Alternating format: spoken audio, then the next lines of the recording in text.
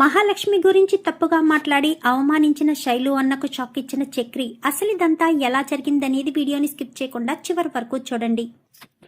చక్రిని మహాలక్ష్మి భర్తగా అంగీకరించాలని మీరు కూడా కోరుకుంటే కామెంట్లో ఎస్ అని టైప్ చేయండి. పొదరిల్లు రేపటి ఎపిసోడ్స్ లో ఏం జరగబోతుందో ముందుగా తెలుసుకోవాలి అనుకుంటే వీడియోని లైక్ చేసి ఛానల్ని సబ్స్క్రైబ్ చేసుకుని పక్కనే ఉన్న బెల్ సింబల్లో ఆల్ పై క్లిక్ చేయండి. ఇక శైలు అన్నకు శైలు ప్రేమ విషయం తెలిసిపోవడంతో ఇంటికి వచ్చి నానా గొడవ చేస్తాడు.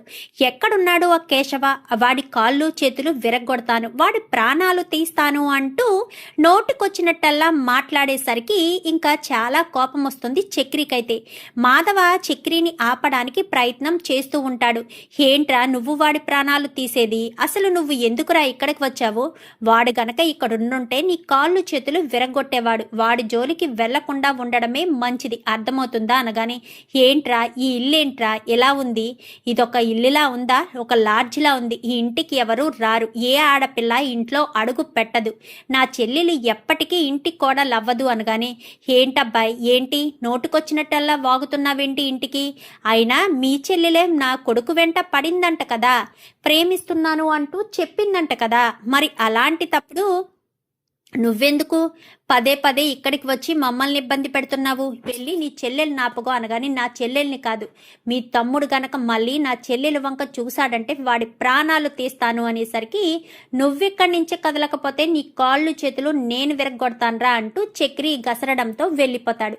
వెళ్ళిపోయేసరికి ఏంట్రా ఏంటి గొడవలు అనగాని ప్రేమించుకున్న తర్వాత గొడవలు తప్పవు కదా అన్నయ్య, కానీ అమ్మాయి ధైర్యంగానే ఉంది అనుకుంటా, వాడే చెప్పాడు వాళ్ళ నాన్నకు రెడ్ హ్యాండెడ్గా దొరికిపోయిన గానీ ధైర్యమే చూపించిందంట అని చెప్పి మాట్లాడేసరికి సరే అయితేని వాడు వచ్చాక ఈ విషయాలేమీ చెప్పకండి అంటూ ఇద్దరూ మాట్లాడుకుంటూ ఉండగా ఇటు కన్నాకు ఇటు మహాలక్ష్మికి ఇద్దరికి కూడా తెలిసిపోతుంది. నాకెందుకు చెప్పలేదు అనగానే మీరు లాయర్ దగ్గరికి వెళ్ళే హడావిడిలో ఉన్నారు కదా, లాయర్ గారికి కారణం చెప్పకుండానే విడాకులు ఇప్పించమని అడిగారు కదా, అందుకోసమని ఏమీ చేయలేక నేను సైలెంట్గా ఉన్నాను అనేసరికి సరే సరే ఈ విషయం కేశవకు చెప్పకండి అంటూ ఇలా నలుగురు అనుకుంటారే గాని బయట ఉన్న నారాయణకి చెప్పరు. చెప్పకపోవడంతో ఇంకా నారాయణ అయితే ఇంకా వీళ్ళ నలుగురు మాట్లాడుకుంటూ ఉండగానే ఈలోపు బయట నుంచి నారాయణ వచ్చి ఏంట్రా వచ్చావా, ఎప్పుడెప్పుడు వస్తావు అని ఎదురు చూస్తున్నాను, కానీ నువ్వు ఇప్పటికొచ్చావన్నమాట, నా గురించి నువ్వెదురు చూడడం ఏంటి, మరి నేను గర్వపడే పని చేసినప్పుడు ఎదురు చూడాలి కదా, ఈ ఇంట్లోకి మరొక కోడలు రాబోతుంది అన్న విషయం నాకు అర్థమైంది అని చెప్పనేసరికి ఇంకా చాలా హ్యాపీగా ఫీల్ అవుతాడు. ఫీల్ అయ్యేసరికి ఏంటి ఇంకో కోడల ఏం మాట్లాడుతున్నావు అనగానే అదేరా ఆ బుస్సు శైలు ఉంది కదా, శైలు వాళ్ళ అన్న వచ్చి గొడవ చేశాడురా అనేసరికి వాళ్ళ అన్న ఇక్కడికొచ్చి గొడవ చేయడం ఏంటి, అనరాని మాటలు అన్నాడంట అని చెప్పి మాట్లాడడంతో మొత్తం విషయం అంతా నారాయణ చెప్పేస్తాడు. ఎందుకంటే వీళ్ళు నలుగురు చెప్పకూడదని అనుకున్నా నారాయణ మాత్రం చెప్పకుండా ఉండడం కుదరదని మొత్తం విషయం చెప్పేసేసరికి ఇంకా అంతా కూడా విన్న తర్వాత సరే అని పద అని చెప్పాను కానీ ఎక్కడికి రా, ఎక్కడికి వెళ్తున్నావు, ఆడపిల్ల తల్లిదండ్రులు అలానే రియాక్ట్ అవుతారు, నువ్వెందుకు అలా ఫీల్ అవుతున్నావు, కొంచెం సైలెంట్గా ఉండు, ఈ గొడవలు మరింత పెద్దవి అవుతాయి, వాళ్ళింటి పరువు పోకూడదు, ఆడపిల్ల కన్న తల్లిదండ్రులు ఎంత బాధపడతారో నీకేం తెలుసురా అంటూ ఇంకా మాధవ్ మాట్లాడడంతో సైలెంట్ అవుతాడు. కానీ కేశవకు కోపం మరింత ఎక్కువ కదా, తట్టుకోలేకపోతాడు. మరుసటి రోజు ఉదయాన్నే ఎవ్వరూ లేని సమయం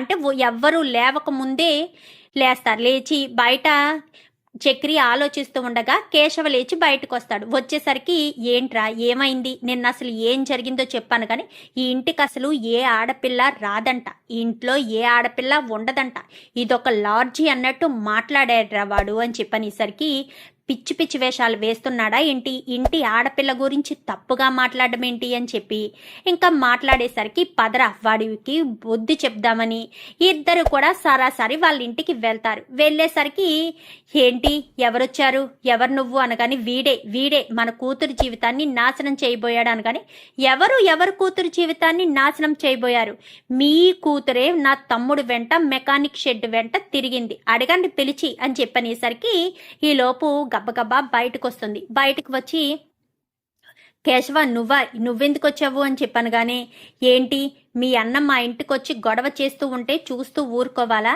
అయినా నువ్వు మావాడి వెంట పడ్డావా, మావాడు నీ వెంట పడ్డాడా? మా వాడే కదా, నువ్వే కదా మా వాడి వెంట పడ్డావు. మరి అలాంటి తప్పుడు మీ వాళ్ళు వచ్చి మమ్మల్ని అంటారెందుకు? నువ్వు మా వాడి వెంట పడకుండా ఉండు అనేసరికి పడతాను. నాకు కేశవ్ అంటే ఇష్టం, కేశవనే పెళ్లి చేసుకుంటాను, కేశవని తప్ప మరెవ్వరిని పెళ్లి చేసుకోను అనేసరికి కేశవ ముందే చెంప మీద కొట్టడానికి తన తల్లి చెయ్యెత్తుతుంది. ఏంటి మా ముందే కొడతారా? అసలు ఏం చేస్తున్నారో మీకు తెలుస్తుందా? ఎదిగిన ఆడపిల్లని కొట్టకూడదు అని కూడా తెలీదా? ఏడి మీ కొడుకేడి, ఎక్కడున్నాడు అని చెప్పాను గాని ఈ లోపు కొడుకు రానే వస్తాడు. ఏంట్రా ఇంటి మీదకొచ్చారు, వీడే కదా కేశవ్ అంటేను అంటూ గబగబా ముందుకొచ్చేసరికి ఎక్కడికి వస్తున్నావు? నేనుండగానే నా తమ్ముడి మీద చెయ్యేసేయడానికి వచ్చేస్తున్నావా? ఒరే పిల్ల బచ్చా, నువ్వు నా తమ్ముడి మీద చెయ్యేస్తే కాళ్ళు చేతులు విరగొట్టి బ్యాక్ పాకెట్లో పెట్టి పంపిస్తాం. పిచ్చి పిచ్చి వేషాలు వేయొద్దు. చూడు శైలు, ఖచ్చితంగా నీకు నా తమ్ముడికి పెళ్లి జరుగుతుంది, ఇది ఫిక్స్ అయిపోను. కానీ ఏంట్రా ఏం వాగుతున్నారు? ఇంటి మీదకి ఇద్దరు మగవాళ్ళు వచ్చి గొడవ చేయడానికి వచ్చారా? మా ఇంటి పరువు తీయడానికి వచ్చారా? ఇప్పుడు నీకు సంతోషంగా ఉందా? ఇంటికి ఎవరెవరో వచ్చి మాట్లాడుతుంటే నోటుకొచ్చినట్టల్లా పరువు తీస్తూ ఉంటే ఇప్పుడు నీకు సంతోషంగా ఉందా అని చెప్పి మాట్లాడేసరికి అది కాదు నాన్న అని చెప్పను గానీ ఇంకా చాలు, ఇంకా నువ్వు లోపలికి వెళ్ళు అనేసరికి చూడమ్మ సాయిలు, నీకే భయం లేదు, ఖచ్చితంగా నా ఇంటికి నువ్వు కోడలుగానే వస్తావు. నా ఇంట్లో ఒక ఆడపిల్ల ఉంది అని చెప్పనేసరికి ఎవరున్నారు? ఎవ్వరు ఉండరు మీ ఇంట్లో. మీ ఇల్లు అసలు ఒక ఇల్లే కాదు, అది ఆ మగవాళ్ళు మాత్రమే ఉండే ఇల్లు. మీ నాన్న హత్య చేసి జైలుకెళ్ళి వచ్చాడు. మీ నలుగురుకు కూడా పెళ్లిళ్ళు కావు, జీవితాంతం మీరు ఒంటరిగానే ఉంటారు. మీ ఇంటికి ఒక శాపం కూడా ఉందంట కదా అని చెప్పి మాట్లాడడంతో ఇంకా ఏం మాట్లాడాలో కూడా అర్థం కాదు. ఎందుకంటే ఆడపిల్ల గల తల్లిదండ్రులు కదా, అంతకుమించి మాట్లాడితే గొడవ జరుగుతుంది. మళ్ళీ గొడవ జరిగితే ఏం జరిగింది ఏంటి అని చుట్టుపక్కల వాళ్ళు అడుగుతారని ఇంకా ఏం సమాధానం చెప్పకుండానే సైలెంట్గా ఉండిపోతారు. సైలెంట్గా ఉండిపోయేసరికి ఇంకా వీళ్ళు కాస్త వెళ్తారు. ఇంకా కేశవ చక్రి ఇద్దరు కూడా వెళ్ళిపోతారు. ఇంటి దగ్గర అందరూ ఎదురు చూస్తూ ఉంటారు. ఎక్కడికి వెళ్ళారు మీరు? ఎంత ఉదయాన్నే మీరు నిద్రే లేవరు, మరి ఎంత ఉదయాన్నే రెడీ అయ్యి ఎక్కడికి వెళ్ళారు అంటూ మాధవ్ అడిగేసరికి ఎక్కడికి వెళ్ళాము, వాకింగ్కి వెళ్ళాము అనగాని వాకింగ్కి వెళ్లే మొహాలేనా మీవి అంటూ మహాలక్ష్మి అంటుంది. ఇదేంట్రా ఇలా అంటుంది అని చెప్పాను గాని అంతే, మహాలక్ష్మి గారు ఏదైనా అంటారు కదా, ఆ విషయం నీకు తెలుసు కదా, ఇంతకీ ఎక్కడికి వెళ్ళారో చెప్పండి అనేసరికి ఎక్కడికి వెళ్ళడం ఏంటి, ఇంటికొచ్చి నోటుకొచ్చినట్టల్లా మాట్లాడి ఈ ఇంటిని లాడ్జో అది ఇది అంటే నేను చూస్తూ ఊరుకుంటానా? అందుకే వాళ్ళ ఇంటికి వెళ్ళి వాళ్ళ అన్నకి వార్నింగ్ ఇచ్చొచ్చాను అని చెప్పి మాట్లాడేసరికి ఇంకా వాళ్ళ అన్నకి వార్నింగ్ ఇచ్చొచ్చావా? అసలు ఎందుకురా వెళ్ళావు? ఆడపిల్ల గల తల్లిదండ్రులు, అన్నయ్య, ఒక అబ్బాయి వచ్చి వాళ్ళ చెల్లెల్ని ప్రేమిస్తున్నాడు అంటే ఇచ్చి పెళ్లి చేసేస్తారా? అందుకే వాళ్ళు ఇంటికి గొడవకొచ్చారు. ఆ మాత్రం దానికే నువ్వు ఇంటికెళ్ళి గొడవ పెట్టుకోవడం ఏంట్రా అని చెప్పానేసరికి గొడవ పెట్టుకోకపోతే ఏం చేయమంటావన్నయ్య? వాళ్ళు చేస్తుంటే చూస్తూ ఊరుకోవాలా? అలా ఊరుకోవడం నా వల్ల కాదు. నేను ఎందుకు అలా ఊరుకోవాలి? అందుకే నేను వెళ్ళి గొడవ పెట్టుకునే వచ్చాను అని చెప్పి మాట్లాడతాడు. మాట్లాడేసరికి ఏమోరా, మీరు ఏం చేస్తున్నారో ఎలా చేస్తున్నారో ఏమీ అర్థం కావట్లేదు. మీకు నచ్చినట్టు చేసుకుంటున్నారు ప్రతి ఒక్కటి కూడా. నేను ఎవరికి ఏం చెప్పడానికి కూడా ఏమీ లేకుండా పోతుంది.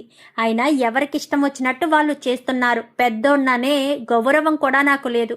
ఇన్ని రోజులు అన్నయ్య అన్నయ్య అంటూ నా వెంట తిరిగిన వాళ్ళు పెద్దవాళ్ళు అయిపోయారు కదా.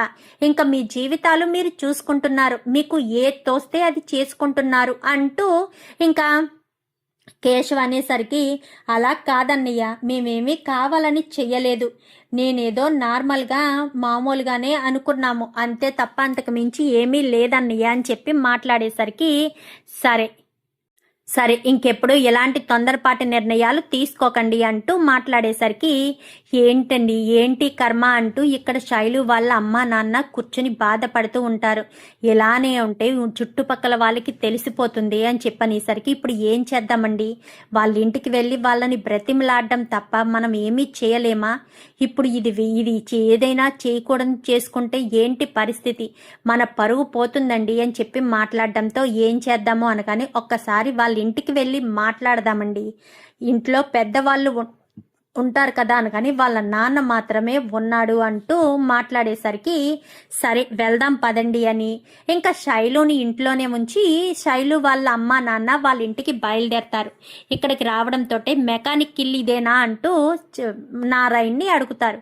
మీరెవరు అని చెప్పాను కానీ మేము శైలు వాళ్ళ అమ్మా నాన్నలం అనేసరికి ఓ వియ్యంకుల వారు మీరా, రండి రండి లోపలికి రండి, బయట ఎందుకు లోపలికి వచ్చి మాట్లాడుకుందాం అనగానే నేనేమీ మీతో బియ్యం అందుకోవడానికి రాలేదు, నా కూతురు వైపు చూడొద్దని మీ కొడుక్కి హెచ్చరించడానికి మీ కుటుంబానికి చెప్పడానికి వచ్చాము అనగానే మా కొడుక్కి చెప్పడం ఏంటండి, అసలు మీ అమ్మాయేనంట కదా మా కొడుకు వెంట పడి ప్రేమిస్తున్నాను అని చెప్పి మరీ ప్రేమించిందంట, ఇప్పుడు మీరొచ్చి మమ్మల్ని అంటున్నారేంటి, ముందు మీ కొడుకు వచ్చి మా ఇంటికి వచ్చి వార్నింగ్ ఇచ్చాడు, ఇప్పుడు మీరొచ్చి వార్నింగ్ ఇస్తున్నారా, అసలు ఏమనుకుంటున్నారు అనగానే ఏం మాట్లాడుతున్నారో మీకైనా తెలుస్తుందా, ఇలాంటి ఇంటికి ఎవరైనా కోడలుగా పంపిస్తారా, ఎవరైనా కోడలుగా వస్తారా, ఏ ఇంటి ఆడపిల్లని ఇలాంటి ఇంటికి పంపిస్తారు, అసలు ఇలాంటి ఇంట్లో ఏ ఆడపిల్లైనా సరే అడుగు పెడుతుందా, మీరు కొంచెం ఆలోచించాలి కదా, ఇలాంటి ఇంటికి నా కూతుర్ని ఏ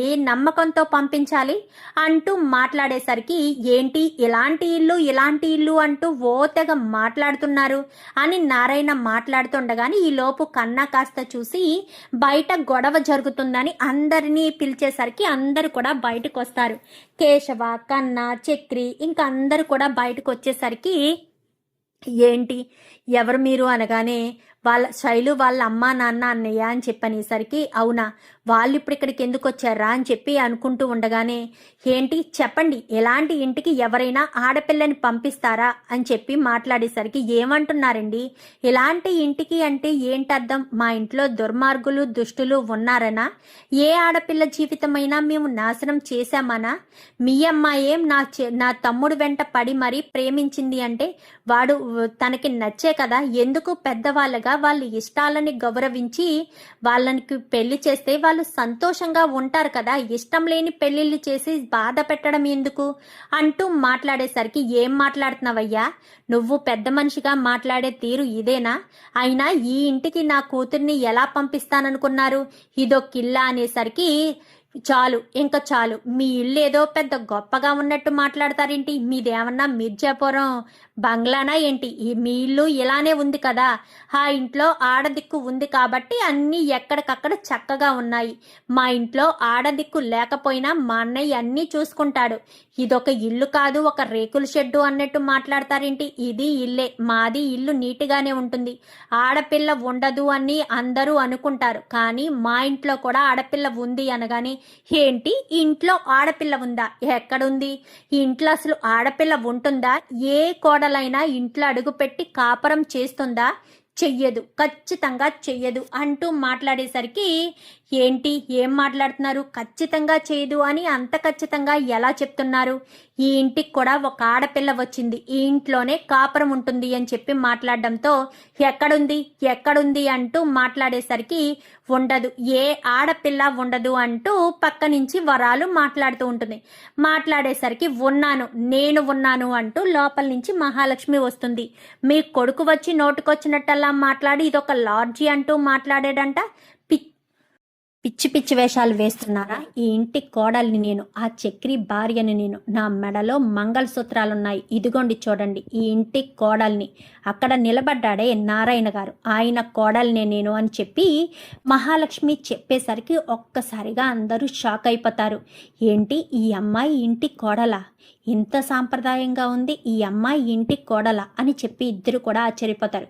చూడండి కేశవ చాలా మంచివాడు, కేశవకి మీ అమ్మాయినిచ్చి పెళ్లి చేస్తే సంతోషపడుతుంది, కానీ మీ కొడుకు వచ్చి నోటుకొచ్చినట్టల్లా మా ఇంటి వాళ్ళ గురించి ఇంటి గురించి తప్పుగా మాట్లాడితే మాత్రం అస్సలు ఊరుకోను, ఏంటి అలా చూస్తున్నావు ముందుకు రా అని చెప్పి చక్రిని పిలిచేసరికి తనే నా భర్తను కూడా తక్కువ చేసి మాట్లాడి నా భర్త జోలికి వచ్చినా నేను చూస్తూ ఊరుకోనంటూ మహాలక్ష్మి చెప్పేసరికి ఈ లోపు కాస్త శైలు వాళ్ళ అన్నయ్య వస్తాడు. వచ్చేసరికి ఎందుకు వచ్చారు నాన్న ఇక్కడికి, ఎలాంటి వాళ్ళతో మాట్లాడడం ఏంటి అనగాని ఎలాంటి వాళ్ళు ఏంట్రా, ఎలాంటి వాళ్ళు, ఈ ఇంటికి ఏ ఆడపిల్ల రాదు అని నా భార్య వచ్చింది అని చెప్తే నమ్మలేదు కదా, తనే నా భార్య, తన గురించి తప్పుగా మాట్లాడినా, ఇంటి గురించి తప్పుగా మాట్లాడినా చీరేస్తామంటూ నలుగురు ఒకేసారి వాయిస్ రేస్ చేసి ఇంకా వాడికి వార్నింగ్ ఇచ్చేసరికి ఒక్కసారిగా షాక్ అయిపోతారు. చూడండి, మీతో గొడవ పడాలనేది మా ఉద్దేశం కాదు. వాళ్ళిద్దరూ ప్రేమించుకున్నారు. అమ్మాయి కూడా ప్రేమించింది. ఆ అమ్మాయి అంత ధైర్యం చేసి తనతోనే ఉంటాను అని అంత క్లియర్గా చెప్పిన తర్వాత కూడా మీరు తన మాట కాదని మీకు నచ్చినట్టు చేస్తే ఖచ్చితంగా అమ్మాయి ఏదో ఒకటి చేసుకుంటుంది. ఆ తర్వాత బాధపడే కంటే ముందుగానే మేల్కొని మీరు అర్థం చేసుకుంటే బాగుంటుంది అని చెప్పి మాట్లాడేసరికి నేనేం అర్థం చేసుకోవాలి, ఆయన ఇలాంటి ఇంటికి ఆ మెకానిక్ కోడికి నా కూతుర్ని ఇవ్వను అనగానే తర్వాత మీ ఇష్టం, మీ కూతురు ఇంట్లోంచి లేచిపోయింది అన్న నింద మీ మీద పడుతుంది, ఆ తర్వాత మీ ఇష్టం, మీ పరువు పోతుంది. అది మాత్రం ఖచ్చితంగా జరుగుతుంది. ఎందుకంటే శైలు ఎప్పటి నుంచో కేశవతో మాట్లాడుతుంది. కేశవ్ అంటే తనకు ఇష్టం. ఒక అమ్మాయి ఒక అబ్బాయిని ప్రేమించిందంటే తన మీద పూర్తి నమ్మకంతో తను బాగా చూసుకుంటాడు అని తల్లిదండ్రులను కూడా కాదని ప్రేమిస్తుంది. అలాగా మా కేశవ చూసుకుంటాడు అనే నమ్మకంతోనే కదా తను అంతలా ఆరాటపడి తనని పెళ్లి చేసుకోవాలని సిద్ధపడుతుంది. అర్థం చేసుకోండి. పదే పదే మీకు చెప్పేంత దాన్ని కాదు, చెప్పాలని కూడా నేను అనుకోవడం లేదు. మీరు అర్థం చేసుకుని ఇక మీదట జాగ్రత్తగా ఉంటే బాగుంటుందని నా ఉద్దేశం. లేదు కాదు కూడదు అనుకుంటే మీ ఇష్టం. కానీ ఇంకెప్పుడు మా ఇంటి మీదకి వచ్చి ఈ ఇంట్లో ఆడవాళ్ళు ఉంటారా, ఇదొక ఇల్లేనా, ఇది లాడ్జీ, అది ఇది అంటూ నోటుకొచ్చినట్టు ఎవరు మాట్లాడినా కానీ ఊరుకోను అనేసరికి ఇంకొక్కసారిగా అందరూ విజిలేస్తారు. వెళ్ళండి అనగానే ఇంకా మహాలక్ష్మి వంక చూసి వాళ్ళు వెళ్ళిపోతారు. వెళ్ళిపోయేసరికి అమ్మ మహాలక్ష్మి కరెక్ట్గా చెప్పావమ్మా అనగానే ఎవరైనా సరే నోటుకొచ్చినట్టల్లా మాట్లాడితే చూస్తూ ఊరుకుంటానా? అస్సలు ఊరుకోను. ఎవరికి నచ్చినట్టు వాళ్ళు చేసుకుంటూ పోతున్నారు, ఎవరికి నచ్చినట్టు వాళ్ళతో మాట్లాడుకుంటూ పోతున్నారు. ఎవరు ఎలా ఇష్టం వచ్చినట్టు చేస్తూ ఉంటే చూస్తూ ఊరుకోవాలా? ఎవరికి నచ్చినట్టు వాళ్ళు ఉండడానికి కాదు కదా ఈ ఇంట్లో ఉన్నది. ఈ ఇంటికి ఏ ఆడపిల్లలు రారు అని అంత క్లియర్గా వాళ్ళు చెప్పడం ఏంటి? ఎందుకు రారు? ఖచ్చితంగా ఆడపిల్ల వస్తుంది అని చెప్పి మాట్లాడేసరికి సరే అని ఇంకేం మాట్లాడకుండా అందరూ లోపలికి వెళ్ళిపోతారు. ఇంకా చక్రి అయితే తెగ సంతోషపడిపోయేసరికి వీళ్ళంతా ఇంటికి వెళ్ళిపోయి ఇంకా శైలుని పిలిచి మా కొంప కొల్లేరు చేసావు కదే, మా పరువు తీసావు కదే అంటూ ఇంకా శైలుని తిట్టేసరికి చూడండి, మీరు నన్ను ఎంత తిట్టినా ఏం చేసినా కానీ ఎలాంటి ఉపయోగం ఉండదు. ఖచ్చితంగా మీరు నాకు కేశవనిచ్చి పెళ్లి చేయవలసిందే, లేదంటే చనిపోతాను. తర్వాత మీ ఇష్టం. మీ కూతుర్ని మీరు దూరం చేసుకుంటారో లేక ఇష్టమైన వాడికి ఇచ్చి పెళ్లి చేస్తారో మీరు ఆలోచించుకోండి. కానీ ఒక్కటి మాత్రం చెప్తున్నాను నాన్న, నేను నీ దగ్గర ఎంత అయితే ఇష్టంగా ఉంటానో, ఎంత స్వేచ్ఛగా ఉంటానో, అలాగే కేశవ్ అంటే కూడా నాకు అంత ఇష్టం. మీ మీద నేను పెంచుకున్న ప్రేమే కేశవ దగ్గర కూడా నేను పెంచుకున్నాను. కేశవ్ అంటే నాకు చాలా ఇష్టం అంటూ మహాలక్ష్మి శైలు చెప్పి లోపలికి వెళ్ళిపోతుంది. ఇదేంటండి, ఏం చేయాలి అనగాని అదే అర్థం కావట్లేదు వరాలు, ఏం ఆలోచించుకోవాలో కూడా అర్థం కావట్లేదు అనగానే ఇంకేముంది, పోలీస్ కంప్లైంట్ ఇద్దామనేసరికి పోలీస్ కంప్లైంట్ ఇస్తావా? ఎందుకు ఇస్తావరా?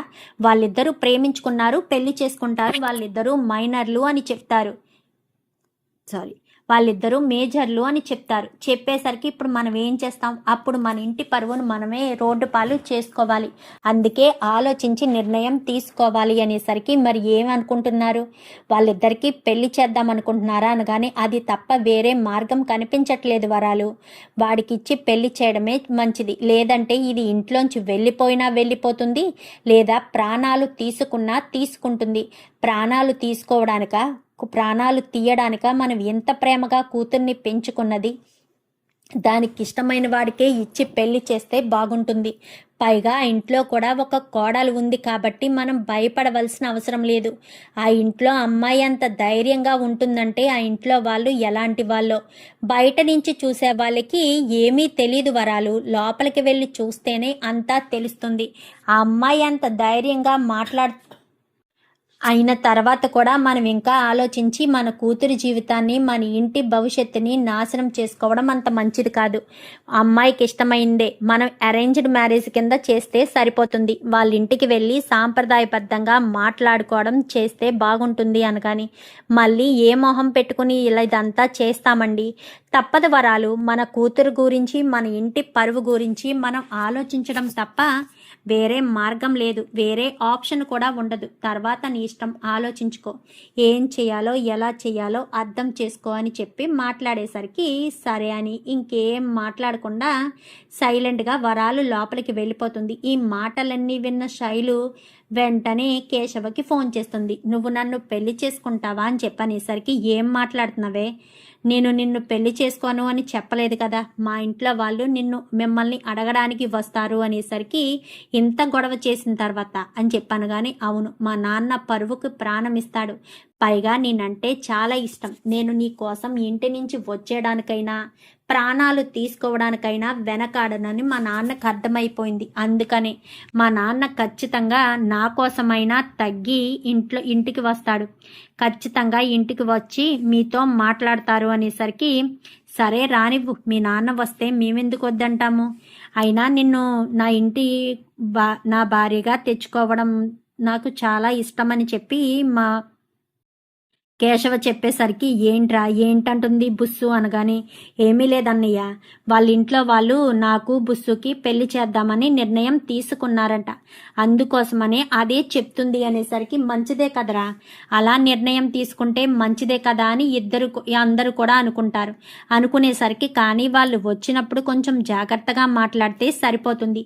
పెళ్లి సంబంధం మాట్లాడడానికి వచ్చినప్పుడు జాగ్రత్తగానే మాట్లాడతాం కదా, గొడవ పెట్టుకోవడానికి వచ్చారు కాబట్టి అలా మాట్లాడాల్సిన పరిస్థితి వచ్చింది. లేదు పెళ్లి సంబంధం మాట్లాడడానికి పెళ్లి చేయడానికే వస్తే సంతోషంగానే మాట్లాడతాం కదా అంటూ మహాలక్ష్మి చెప్పేసరికి కరెక్ట్గా చెప్పావు కోడలి పిల్ల అని నారాయణ అంటాడు. కానీ మీరు మందు మాత్రం తాగకూడదు అని చెప్పనేసరికి ఈలోపు ఫోన్ వస్తుంది శైలు దగ్గర నుంచి. ఇదేంటి బుస్సు మళ్ళీ ఫోన్ చేస్తుంది అని వెంటనే ఫోన్ లిఫ్ట్ చేయడంతో మా నాన్న మాట్లాడతారంట అని చెప్పాను. కానీ సరేనని వెంటనే మాధవ్ చేతికి ఇస్తారు. చెప్పండి అనేసరికి జరిగిందేదో జరిగిపోయింది, ఇంకా వీళ్ళిద్దరినీ కలపడం తప్ప వేరే ఆప్షన్ కనిపించడం లేదు. పరువు గురించి ఆలోచిస్తే పిల్ల ప్రాణాలు పోతాయని భయంగా ఉంది. వాళ్ళిద్దరూ ఒకరంటే ఒకరు ఇష్టపడుతున్నారు కాబట్టి ఇంకా నేను ఏమీ చేయలేను అని చెప్పి మాట్లాడేసరికి సరే అని ఇంకా ఏం మాట్లాడకుండా సైలెంట్గా సరే రండి అని చెప్పాను. కానీ రేపు వస్తాము అనేసరికి ఇంకా రేపు వస్తారా, వాళ్ళిద్దరూ వచ్చి కూర్చుంటారు. మహాలక్ష్మి కూడా వస్తుంది. జరిగిందేదో జరిగిపోయింది, మీరు నన్ను మాటలన్నారు, మేము మిమ్మల్ని మాటలన్నాము అని చెప్పాను. కానీ ఇప్పుడు అవన్నీ ఎందుకులేమ్మా, జరిగిందేదో జరిగిపోయింది కదా, ఇద్దరు పిల్లలు సంతోషంగా ఉండాలనే మేము కోరుకుంటున్నాము. పంతులు గారితో మాట్లాడితే రేపు మంచి రోజు అని చెప్పారు, అందుకే రేపు సాంప్రదాయబద్ధంగా మీరందరూ అమ్మాయిని చూసుకోవడానికి రండి, అమ్మాయిని చూసుకుంటే తర్వాత విషయాలు తర్వాత మాట్లాడుకుందామని చెప్పాను. కానీ సరేనండి అని చాలా సంతోషపడిపోతారు. ఇంకా వాళ్ళు వెళ్ళిపోయిన తర్వాత ఇంకా వెంటనే ఫోన్ చేస్తాడు. మీ అమ్మ నాన్న వచ్చారు, రేపు మీ ఇంటికి మేము వస్తున్నాము పెళ్లి చూపులు చూసుకోవడానికి అనేసరికి తెగ సంతోషపడిపోతుంది శైలు. అయితే ఇంకా మన పెళ్లి జరిగినట్టే, మా నాన్నకు నేనంటే ఇష్టమని చెప్పాను కదా, ఖచ్చితంగా మన ప్రేమను ఒప్పుకుంటారు అని చెప్పాను కదా, మన పెళ్లి జరుగుతుంది ఖచ్చితంగా అని చెప్పి ఇంకా శైలు ఇద్దరు కూడా చాలా సంతోషంగా మాట్లాడుకుంటారు.